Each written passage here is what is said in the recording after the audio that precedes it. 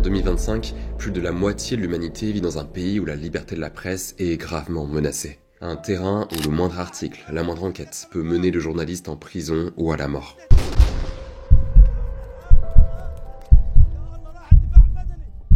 Mais alors que les régimes autoritaires gagnent du terrain et que les démocraties vacillent, une bibliothèque est apparue pour contourner la censure et leur technologie de surveillance. Pas à New York, pas à Paris, ni même dans le monde réel, non, mais dans un jeu vidéo. En 2020, une armée d'architectes du numérique et de défenseurs des libertés de la presse a décidé de prendre les censeurs à leur propre jeu. S'ils interdisent la télévision, les journaux, la radio ou les réseaux sociaux, ils publieront les articles censurés là où ils seront hors d'atteinte, sur des livres virtuels dans Minecraft. Le jeu vidéo le plus vendu de tous les temps, avec plus de 300 millions d'exemplaires présentés par le Guardian comme le meilleur jeu du XXIe siècle. Ce projet audacieux a fonctionné et il a un nom, la Uncensored Library. Aujourd'hui, je vous amène avec moi à découvrir cette bibliothèque virtuelle et les secrets qu'elle recèle. Voici l'histoire du jeu vidéo qui a combattu la censure.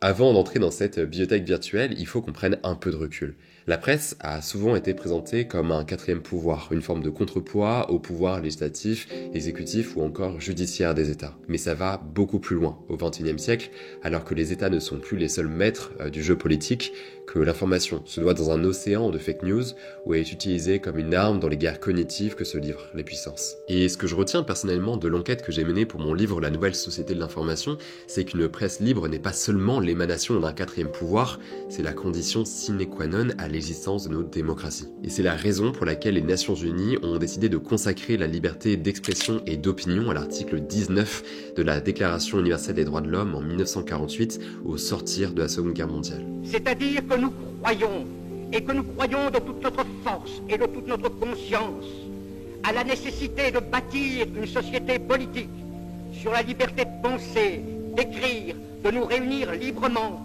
et un État qui sert l'homme, et pas l'homme qui est au service d'un État, et encore moins l'homme qui est au service d'un parti. Dans son sillage se sont alors développés un grand nombre d'organisations qui défendent la liberté de la presse, comme Reporters sans frontières, le personnage principal de notre histoire. En deux mots, Reporters sans frontières multiplie depuis 1985 les actions en faveur des journalistes tués ou incarcérés, par le biais notamment de campagnes très médiatiques.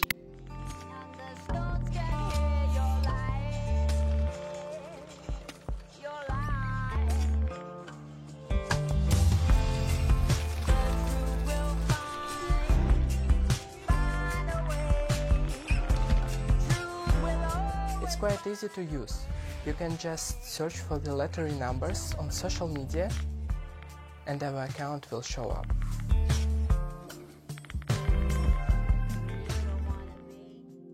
Mais Reporters sans frontières, c'est également un classement mondial et annuel des libertés de la presse qui analyse les situations de plus de 180 pays du monde. Et laissez-moi vous dire que les résultats du classement de 2025 sont édifiants. Ils avancent que plus d'une personne sur deux, soit plus de 4 milliards d'habitants, vit aujourd'hui dans un pays où la liberté de la presse est gravement menacée. Que moins de 1% de la population mondiale vit dans un pays où elle est pleinement garantie. Un niveau critique inédit à l'échelle de ces études et qui révèle une tendance globale. Parce qu'on pourrait penser spontanément à la Chine ou à la Russie, à leur phénomène d'ingérence ou au contrôle systématique des médias, sinon à la situation de Gaza et aux journalistes qui y sont tués par la faim ou les bombes parce qu'ils faisaient leur devoir d'informer. Mais c'est bien plus large que ça, et la problématique concerne également nos démocraties libérales. Parce que, au-delà des offensives politiques, la concentration des médias entre les mains de milliardaires porteurs de projets de société, la captation des revenus médiatiques par les GAFAM, le manque de régulation des réseaux sociaux ou encore l'essor des intelligences artificielles génératives, la liste est longue. Mais tout cela fait craindre pour l'indépendance des médias et leur viabilité économique selon Reporters sans frontières. Si je fais ce petit disclaimer, c'est parce qu'il me semble donc important de s'interroger sur l'évolution de cette société de l'information dans nos propres sociétés occidentales. Mais il est clair, parfaitement clair, que la situation est bien pire dans d'autres pays du monde comme la Russie, la Chine, le Vietnam ou encore l'Arabie Saoudite, où les journalistes peuvent être non seulement emprisonnés mais tués pour avoir fait leur travail. Et ça tombe bien parce que c'est justement de ces pays-là dont on va parler aujourd'hui. C'est dans ce contexte qu'un projet radical a vu le jour. Un projet qui a décidé de coder la vérité dans un langage que les censeurs ne comprennent pas, celui des jeux vidéo. Faisons un retour en arrière au 12 mars 2020, pile au moment de la crise Covid. À l'occasion de la journée mondiale contre la censure en ligne, Reporters sans frontières s'associe à plusieurs collectifs et frappe un grand coup. Ils publient ensemble la Uncensored Library, une bibliothèque libre et virtuelle qui contourne la censure et les technologies de surveillance numérique en proposant dans le jeu Minecraft des articles qui auraient été interdits et inaccessibles aux populations concernées. Le site dédié, que vous pourrez d'ailleurs retrouver en description de cette vidéo, il héberge un fichier du serveur de la bibliothèque que les joueurs peuvent télécharger et multiplier à l'infini tout en étant protégés par les technologies de la blockchain. C'est juste magistral, un coup de maître pour prendre les régimes autoritaires à leur propre jeu. Grosso modo, Reporters sans frontières leur dit « Vous pouvez bien essayer de censurer le médium, la radio, la télévision, les réseaux sociaux ou encore la presse écrite, mais vous ne parviendrez pas à taire le message. » Dans les faits, c'est pas la première fois que le jeu vidéo est utilisé à des fins politiques ou porteur d'un message, même implicite. On se souviendra par exemple de Wolfenstein 2 The New Colossus, qui s'est attiré l'ire de la droite alternative états-unienne pour avoir associé le Ku Klux Klan au nazisme, ou même de la députée démocrate de New York Alexandria Ocasio-Cortez, qui jouait à Among Us sur Twitch devant plus de 400 000 spectateurs pendant sa campagne. Le jeu vidéo, c'est aujourd'hui la première industrie culturelle du monde en termes de chiffre d'affaires, loin devant le cinéma, la musique ou encore l'édition traditionnelle. Et au sommet de cet horizon indépassable trône Minecraft, le jeu vidéo le plus vendu de tous les temps. Créé en 2009 par le suédois Notch de son pseudo, Minecraft s'appuie sur la génération procédurale d'univers cubiques aux possibilités de création infinie, et c'est peu le dire. Armé d'outils et de cubes, un joueur nommé Samuri est même parvenu à créer un ordinateur dans Minecraft capable de faire tourner des jeux rétro comme Snake ou Tetris. Mais je pense aussi à Ish, dont les vidéos de 2 heures proposent des simulations politiques et sociales de civilisation à mi-joueur. Ou encore aux architectes de cette bibliothèque, Berlin DDB et Blockworks, dont le dernier a bâti dans Minecraft un projet éducatif de ville soutenable sur des fonds de l'Union européenne, ou une simulation des inégalités économiques qui touchaient Londres pour de grandes universités britanniques. Plus qu'un jeu, Minecraft semble donc être devenu un médium, nous invitant à pénétrer cette vaste bibliothèque et à découvrir les secrets qu'elle recèle.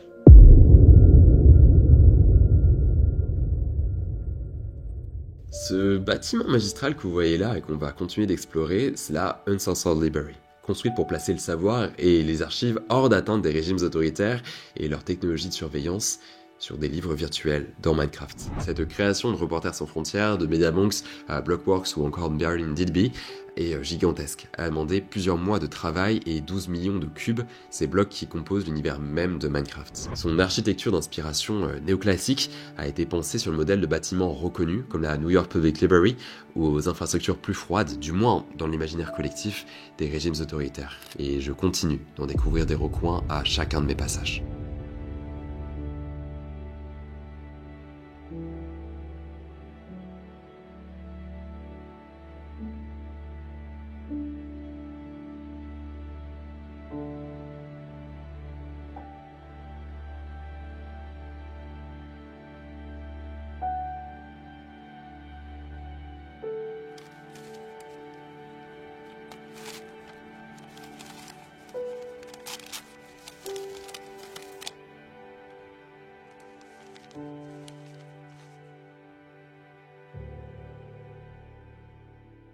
À son inauguration en 2020, la bibliothèque compte plusieurs ailes et agrège des articles d'auteurs saoudiens, mexicains, vietnamiens, russes ou encore égyptiens. Mais en plus d'une aile dédiée à l'impact de la crise Covid sur le journalisme, d'autres pays seront par la suite ajoutés, comme l'Érythrée, le Brésil de Jair Bolsonaro ou la Biélorussie d'Alexandre Loukachenko. Bolsonaro, dont les partisans d'extrême droite ont envahi les principaux lieux de pouvoir à Brasilia devant les caméras du monde, ou Loukachenko, président du régime le plus restrictif d'Europe contre les journalistes, orchestre d'une purge contre les médias et d'aveux forcés de leurs plumes indépendantes. Sous le dôme central, qui culmine à 300 mètres et où s'élèvent les drapeaux des pays du monde, trône sobrement le classement mondial des libertés de la presse de Reporters sans frontières, dont je vous parlais plus en amont de la vidéo. Il faut porter la plume dans la plaie, disait Albert Londres.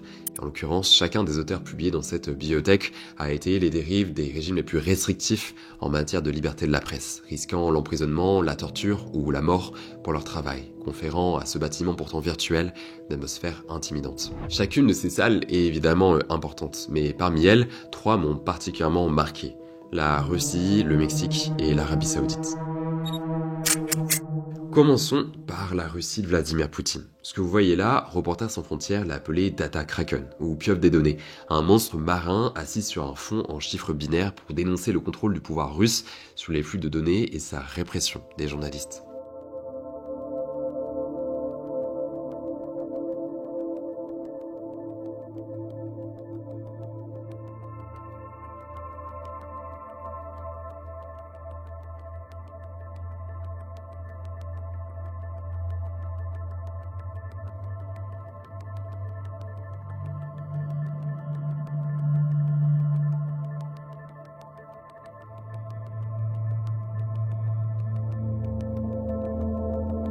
Parce que si on refait le fil, la mainmise du Kremlin sur l'information s'est accrue depuis l'invasion généralisée de l'Ukraine de février 2022. Entre contrôle des données entrantes, guerre informationnelle et cognitive, censure des médias ou condamnations lourdes des journalistes suspectés d'être des agents de l'étranger, dont certains ont payé l'information de leur vie dès l'arrivée au pouvoir de Poutine. Je pense bien sûr ici à la journaliste d'investigation et militante pour les droits humains Anna Politkovskaya, qui a été tuée dans son hall d'immeuble le 7 octobre 2006, le jour de l'anniversaire de celui qu'elle a défié toute sa vie, Vladimir Poutine. À Paris comme à Moscou, ils se souviennent de Anna Politkovskaya. Des rassemblements ont eu lieu en mémoire de la journaliste de Novaya Gazeta, assassinée il y a 15 ans. Devant l'ambassade de Russie dans la capitale française, des ballons souhaitent un mauvais anniversaire à Vladimir Poutine, le même jour que la mort de la journaliste.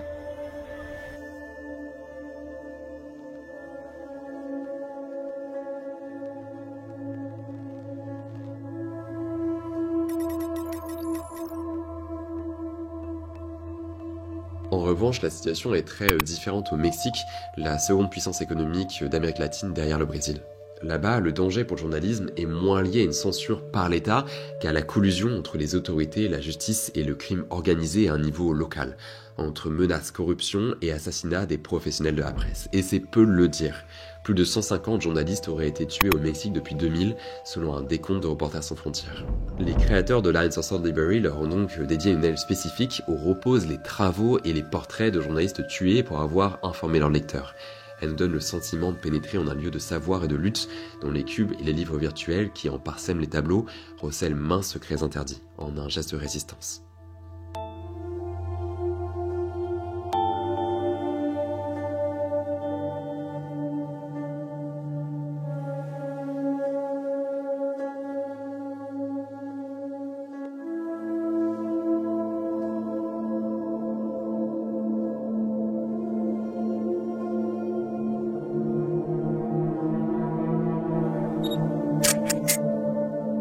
Notre balade dans cette bibliothèque nous mène enfin à l'aile de l'Arabie Saoudite, où trône une grande cage qui renferme les articles censurés de journalistes critiques, dont ceux de Jamal Khashoggi. Ces mêmes voix que le pouvoir saoudien avait essayé de faire taire. En Arabie Saoudite, tous les médias, qu'ils soient publics ou privés d'ailleurs, sont inféodés au discours officiel du prince héritier et Premier ministre Mohammed Ben Salman, sinon la Saudi Press Agency. Les rares voix dissidentes d'Arabie Saoudite sont surveillées, réprimées et souvent condamnées, parfois à mort, y compris lorsqu'elles écrivent depuis l'étranger ou sous pseudonyme. On parle de très lourdes peines d'emprisonnement pour de simples tweets.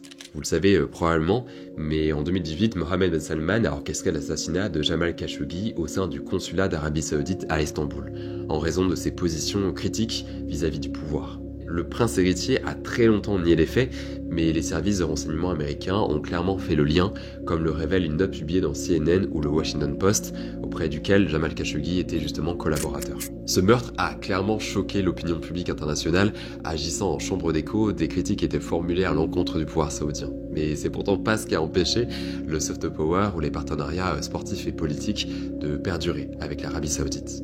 Bon, j'aurais pu vous raconter l'histoire des autres pays exposés dans cette bibliothèque, comme la Biélorussie ou le Vietnam, mais il me faudrait bien plus d'une vidéo pour le faire. Toujours est-il qu'il semble en émerger un enseignement commun.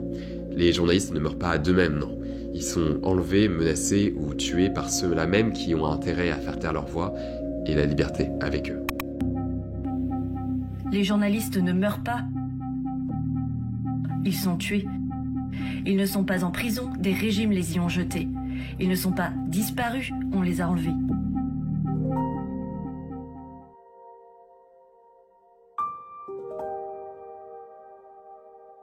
Le projet l'Uncensored Library a reçu le soutien de la famille de Jamal Khashoggi, ce même journaliste dont l'assassinat avait été commandité, prouvant encore une fois que la vérité finit toujours par triompher. Alors oui, c'est sûr, on vaincra pas la censure uniquement avec un jeu vidéo, et ce projet-là peut un peu ressembler au combat de David contre Goliath. 5 ans plus tard, les guerres font toujours rage et le monde connaît un déclin généralisé des libertés de la presse.